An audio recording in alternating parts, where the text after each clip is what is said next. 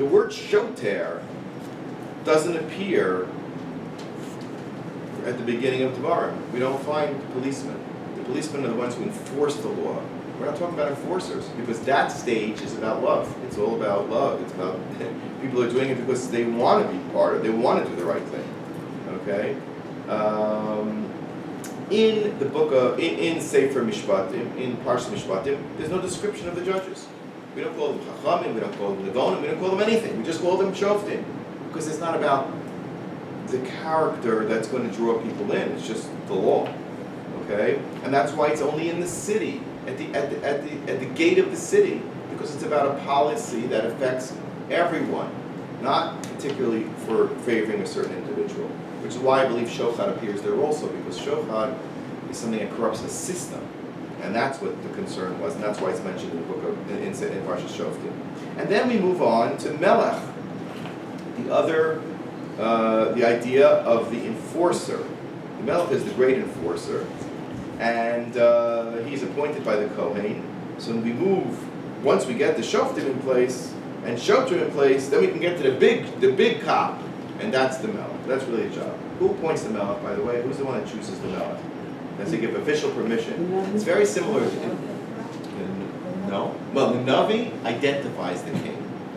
But who is the one that has to give his blessing so that the king can be a king? Besides Hashem? The Kohen Gadol. Which is why the judiciary and the ritual headquarters are always in the same place. Okay? You cannot separate. There is a separation of powers in Judaism, but not as separate as you think. Because the Sanhedrin is independent of the Kahuna, and a lot of times they fought with the Kohanim, right?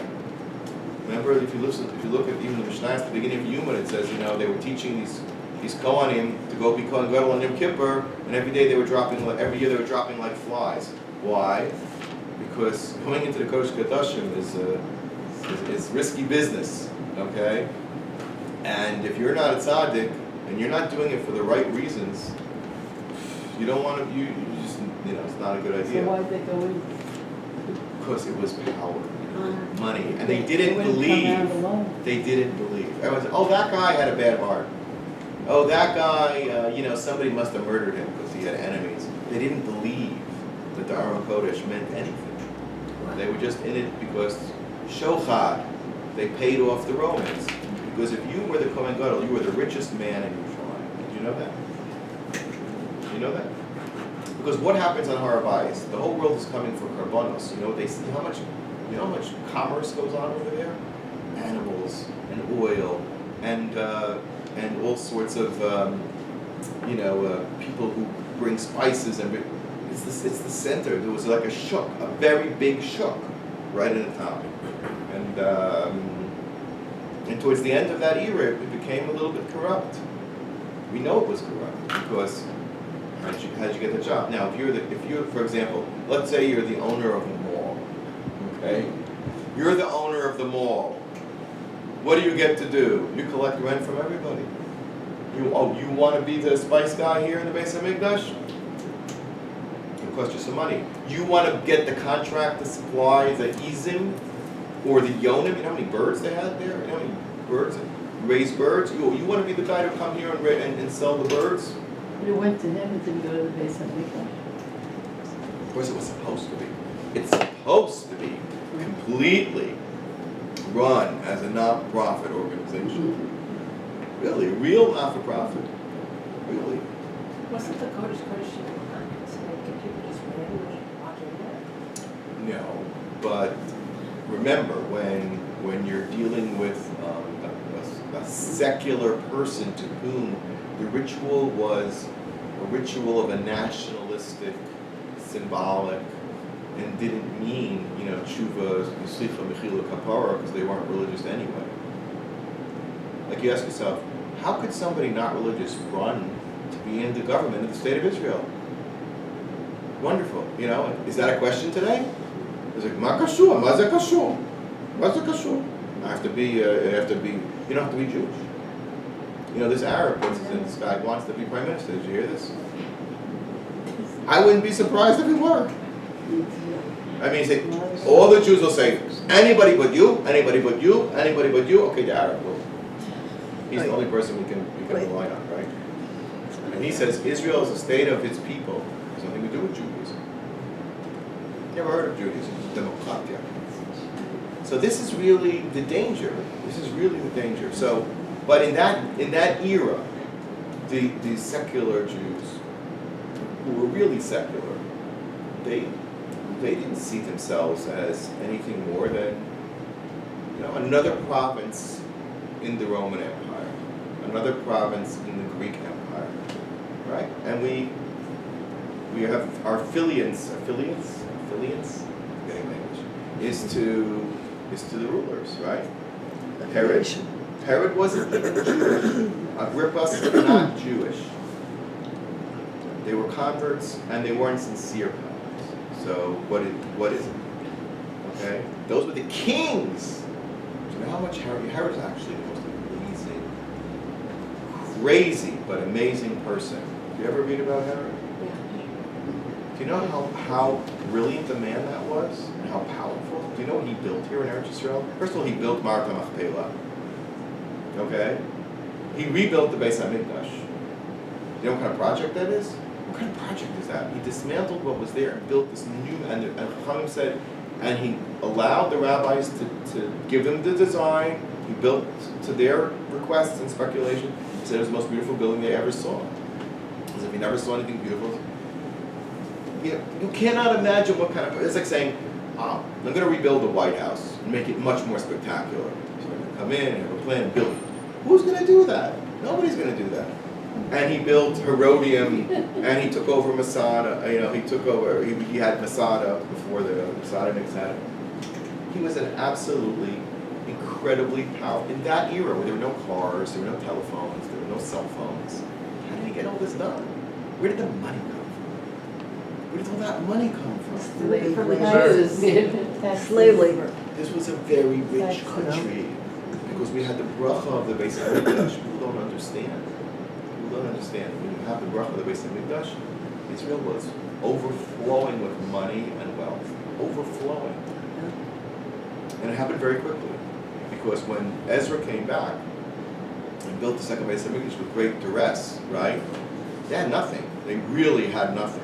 And within a short period of time, when the Beis HaMikdash was up, all of a sudden, Israel was a very rich country. 50 years later.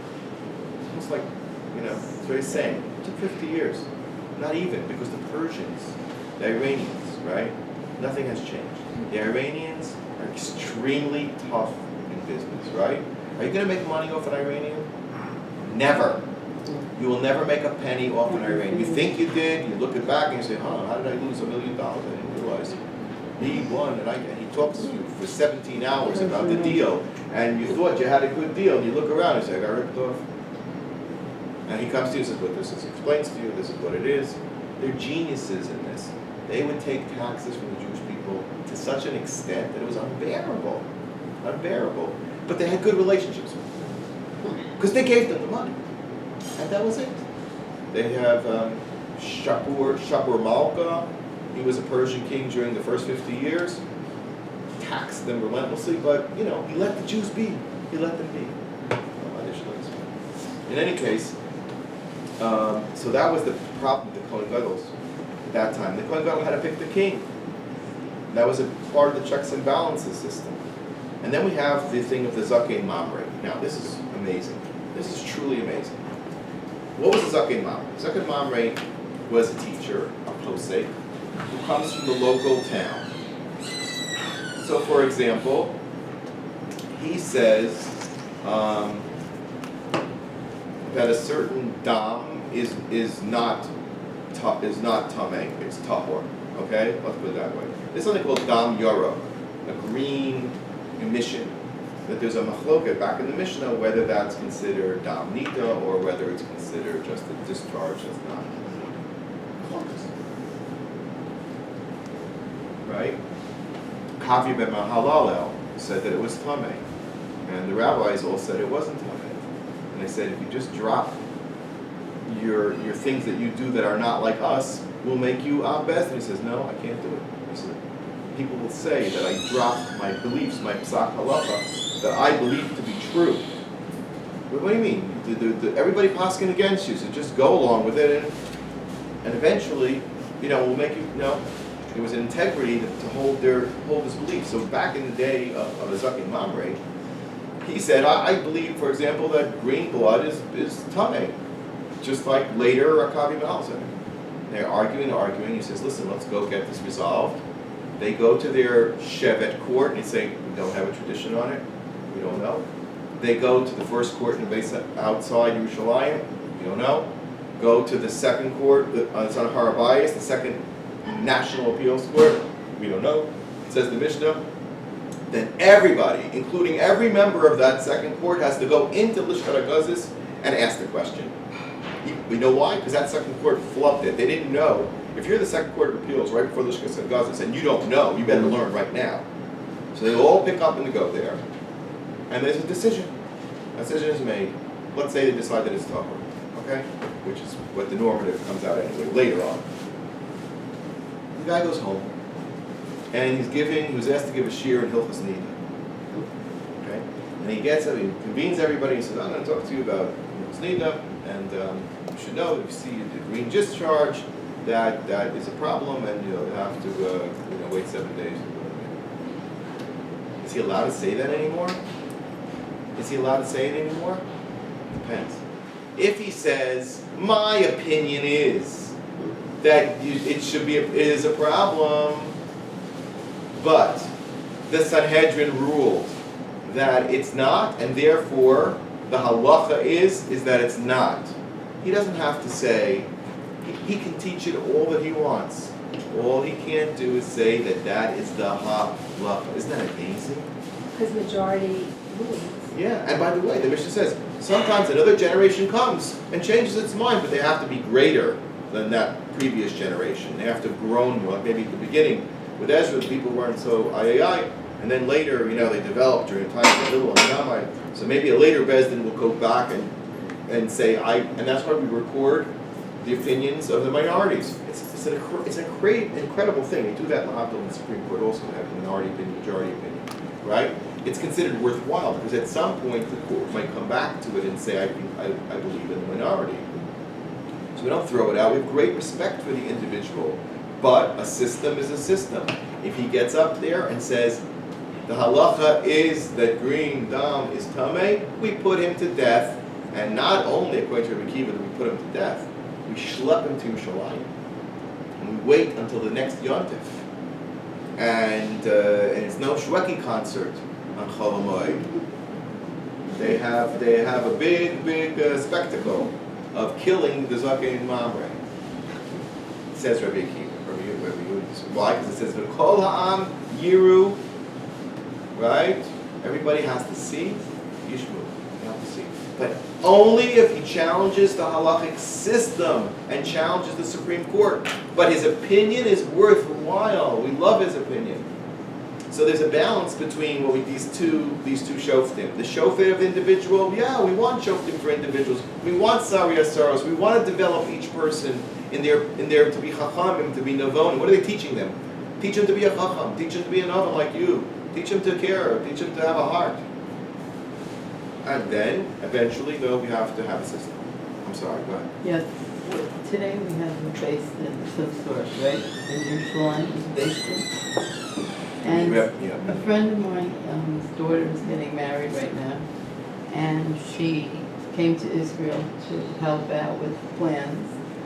And the Beis Din asked her for her ketubah, and she said, I have a get, but I don't have my ketubah for my previous marriage, where she had this child that's getting married. Then they asked for the boy's mother's get, and she doesn't have it because she never got it. She had the child. Two children of divorced mothers? Two children of divorced mothers, exactly. Right. Except one they asked for the ketubah, in her case, and she doesn't have the ketubah. She said, I haven't had the ketubah, I have the get. The other woman... Because when you get the get, you have to give back the ketubah. Right, and that's what she said. I gave back the ketubah, but they said, no, we need to see your ketubah. And she says, I don't have a ketubah to show you. I have a get to show you. So what's your point? But the other woman who had the child, she doesn't have a get at all because she wasn't Orthodox, but she was Jewish and had this child as a boy. My question is, what are these courts today? They went to the Rabbanut Harashit to be able to That's a very good question. get the children to get married. It's a very interesting question also, because the question is, what is the authority of rabbinic courts at all these days? And second of all, what is the authority of the rabbinical courts in Israel? So you should know, as a matter of record, the rabbinical courts in Israel deal with Jewish identity primarily. Jewish identity and marriage. And of course, kashrut. That is what their bailiwick is. That's what the job of the Rabbanut is. To control, to provide kashrut supervision for the country. There's a big fight about it. They wanted to break off and have individual hechsherim. But so far, going back to Ben Gurion, really, a couple things Ben Gurion did get right. Like we said, he chose Rabbi Goren. That was a smart move. And because of that, there is anywhere you go in Israel, any product that has any interest in being kosher, it's just the local rabbinate. You're good to go, right? That's number one. Two, they control chuppah and kiddushin. You cannot get married without the permission of the rabbinate that they've investigated your yahadut, and you can't get a divorce without going through the rabbinate. And if you want to come in and be declared a citizen of Israel, it's still in the hands of the Rabbanut to decide whether you can come in the law of return to become an Israeli citizen. But that doesn't mean that you can be declared Jewish. You're not going to put on your Teudat Zehut, Yehudi, unless the Rabbanut says so. In terms of financial law, that has nothing to do with the Rabbanut, and that's all private.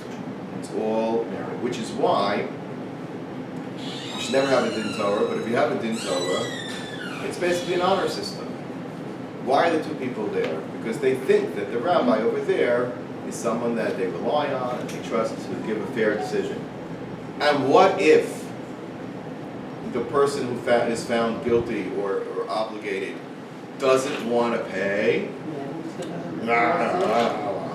Or they can just, then what you got to do is go to the secular courts, which have nothing to do with the Rabbanut, just the state of Israel's labor court or there's small claims court, are not under the jurisdiction of the Rabbanut. Very interestingly so. So the truth is, it's very far from the Torah system right now, because of course the financial courts of law and other things like alimony and these things are done in conjunction with the Rabbanut. But ultimately, if people want to get the get from the rabbi and then work out all the mizonot and everything else elsewhere, theoretically they could. And that's why the courts are tremendously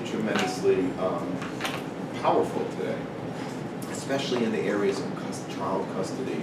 You have no idea what goes on here in terms of child custody. It's very, very, very difficult for a father to get any custody of a child.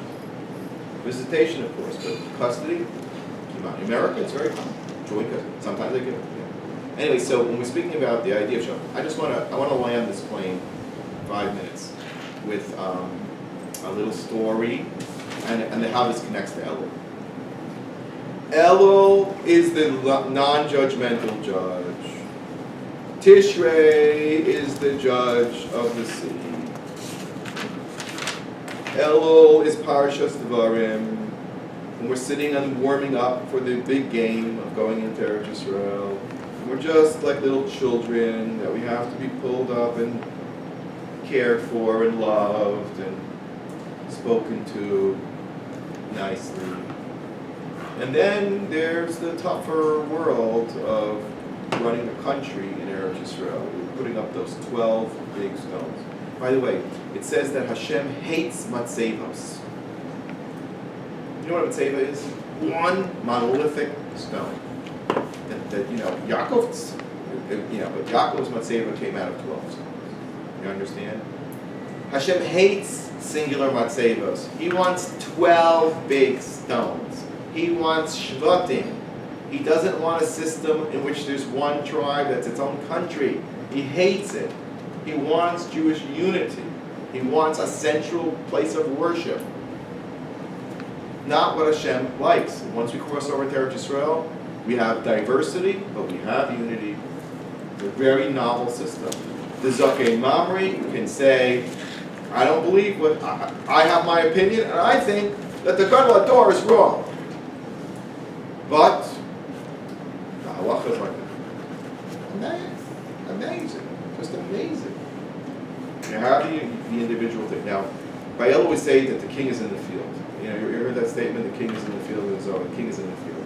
When the king goes out to the field, it's like Lahavdil.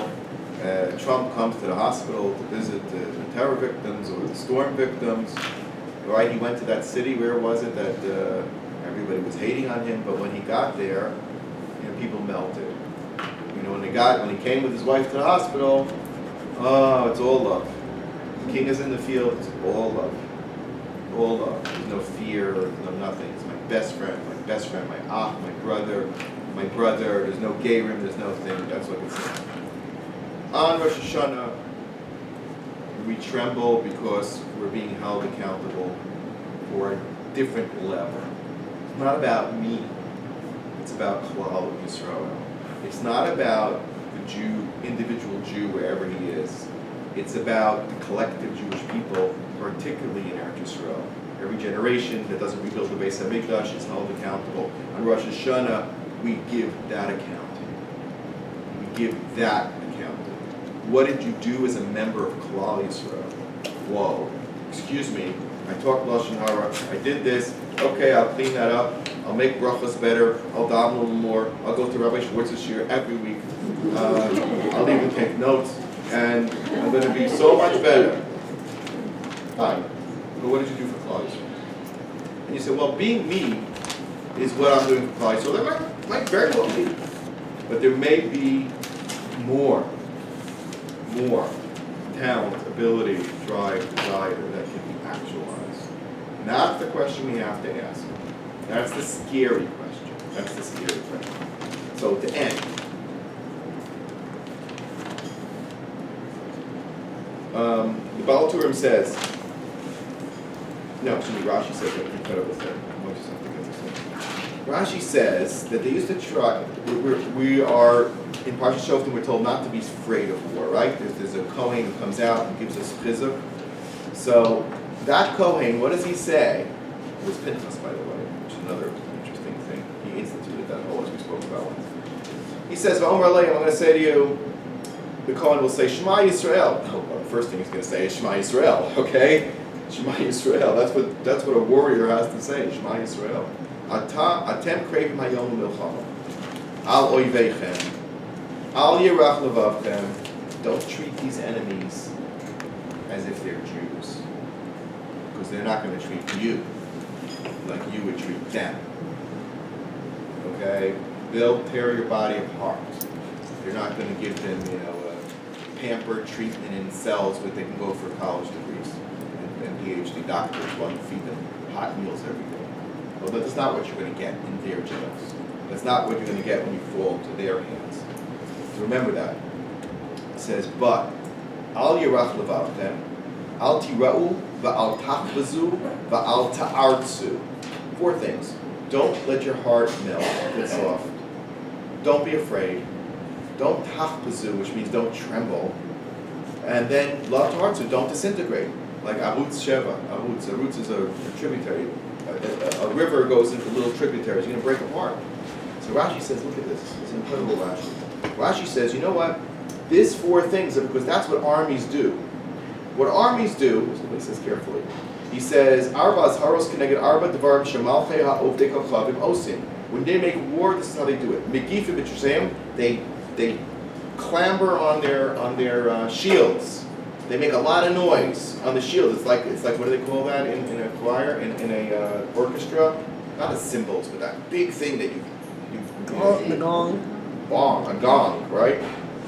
Now, second thing is that they should be afraid, and they should run away. Rome seems to say they rile up their horses, umatzilim, and they make them neigh and stamp, so they should hear the sounds of the hoofs of the horses. And then they scream, and then they blow shofar, right?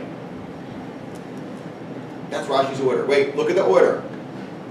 The shield, what comes after the shield? The horses, shield, horses, yelling, shofar. Now look at Rashi's, break down the pasuk. Al yirach levavchem, from the susim. Hello, you just told me the first thing that they do is the shield.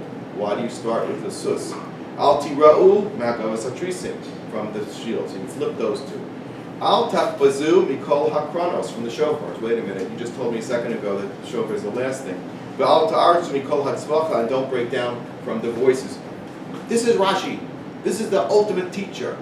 How could you explain to me in one order and then break down the pasuk in another order? Is that a question? What happened? So I'd like to suggest the following. When you fight a war, you're trying to break down what? The army or the individual? Who do you want to be afraid? Do you want the general to be afraid, or do you want some foot soldier to be afraid? Well, if you can get the general to be afraid, then it's over, right? If he's going to withdraw. I have a feeling that the difference between this order is the order. Moshe was talking about the order about breaking down the group. He says, when you're breaking down a group, the first thing that you're afraid of is the big armor, the susim, those with tanks. He says, tanks worry me a lot more than individuals. Okay, those were the tanks of the day. And then he goes to the trisim. He goes, well, they have armors. How am I going to kill them if they're so well protected? So what are the generals thinking? And he says, V'al tachbazu mikol hakronos. There's a lot of sound, which means my troops are going to be stunned and overwhelmed, and they're not going to be able to fight. And then the artsu, then when they're screaming, my troops are going to run away. So that's talking to the generals, right? When you think about it as a person, as an individual, right? I think it's a little different, okay? We look at it from a different perspective. We don't start with the susim. That's my general's worry. You know what I mean? I'm a foot soldier. I don't worry about the big picture, like the armor and the artillery. Most soldiers never got near a horse. You know what I'm saying? Who rode a horse? They didn't even have so many horses. They had a horse as the general. We don't go there. So when we're breaking it down, when Rashi says what they used to do, he says the four things are as follows. The trisim, I'm worried as an individual soldier about which individual guy I'm going to combat. Does he have a shield that I can't do? And then comes the horses. He says, and if I can't break them down, they also have these individual big horses that are also a problem, but not his first problem. That's the second thing. And then Shoftim b'kolam, and then they start yelling. If I hear their voices, if I can hear their voices, that means that the war is very close. And then if I hear the shofar, it's just massive confusion. So I think it's just might be a very difficult shot. Rashi says what the generals do and how people experience it are two different things. All the perspective of the individual, the non-judgmental judge versus the judge of the tzibur. Last thing, a story. So Rav Kahaneman run around the world raising money for Yeshivas Panovich, right? Panovich Yeshiva. He started in 1942 when Rommel was conquering Egypt. And there was not a prayer in the world that the Jews would survive in the land of Israel. Nazis would get rid of them like he got rid of the Hungarian Jews. How many weeks did that take? 7 weeks. So the 500,000 Jews of Eretz Yisrael, maybe 600,000 Jews of Eretz Yisrael, not even, would be finished in a couple months, 2 months, 3 months. And he looks at this giant sand dune in Bnei Brak and says, I'm building a yeshiva. He lost his family. He lost all his children. He lost everything. He lost his yeshiva. He says, I'm going to rebuild it all here. I have nothing. I'm going to rebuild it all here. crazy? First of all, it's right near Tel Aviv. That was a good thing in the end, I guess. And no, I'm going to do this, and you could not speak to him. He was completely on that level of passion. He was completely rational. He was there. He went around the whole world. I know a lot of people whose families were impacted to become frum because he spent one Shabbos at their house in Miami or Guatemala or Sioux City, Iowa. He went all over the world. And so he came to the Chazon Ish one day and he says, I go over the whole world. I kill myself to support this little yeshiva. Next door to me, they started a Chiloni, Shomer Tzair school. They raised the money in one day. They got like one donor to give them like $1 million, and they built a Shomer Tzair school in one day. He says, what's going on, Chazon Ish? Tell me, why am I being treated this way? So Chazon Ish said, you know what? When there's an accidental murderer, which is in this week's parsha, we make roads for him to go really quick to the Ir Miklat. You want to know why real quick? We don't want him talking about it to anybody. We're not very proud of it. Let him get there real quick. But the people who come to bring Bikurim to Yerushalayim, you make any roads for them? You make any signs for them? It's easy. No, they got to wander around. They come to little villages. Which way is Yerushalayim? It's like trying to figure out which way to daven around here. Who got a compass? Where are we going? Where's Yerushalayim? I don't know. He says, you know why? Because wherever you go, wherever those people go, they're doing a massive Kiddush Hashem. They're strengthening the tzibur, and we're showing off this great mitzvah. He says, Panovich Arav, Hashem wants you to wander around, because wherever you go, you're bringing the ore of Eretz Yisrael with you. Right? That's the king is in the field. That's Elul. We get the visit from the Panovich Arav. He inspires us to go further. And then later we'll deal with the other side. Thank you.